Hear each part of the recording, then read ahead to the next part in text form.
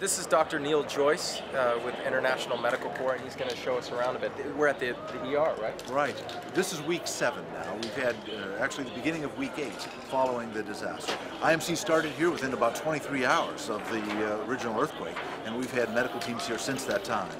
The hospital's evolved a lot since that time. I mean, originally we were seeing large amounts of those injured from the earthquake. We were doing emergency amputations, and these were not very pretty amputations, but life-saving kinds of interventions for people injured by the earthquake. But that's kind of evolved now. We're not seeing nearly as many of the earthquake injuries, and now we're seeing the usual run of hospital, urban city hospital kinds of problems.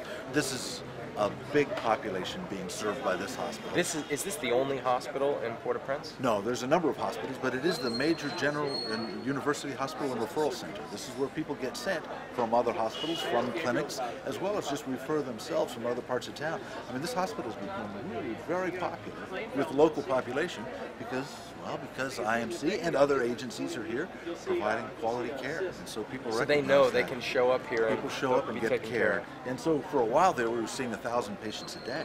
People lining up down the street because they wanted the kind of care that they thought they could get provided here, and that really has not been available for very many years. I think the disaster here helped bring light on a situation that is truly deplorable. This is the 4th poorest country in the world, but for the Western Hemisphere, hands down, this is it. Haiti is it.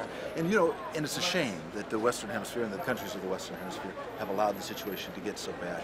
The lack of basic infrastructure, the lack of adequate hospitals, the lack of good, clean running water, people's lack of shelter. These are the kinds of issues that are here now that hopefully the earthquake is letting everybody know about.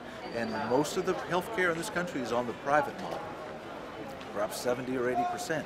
So in terms of public access to care, that has not been present, and that's a big part of what International Medical Corps is doing here. They want to make sure that people in the communities have basic access to care.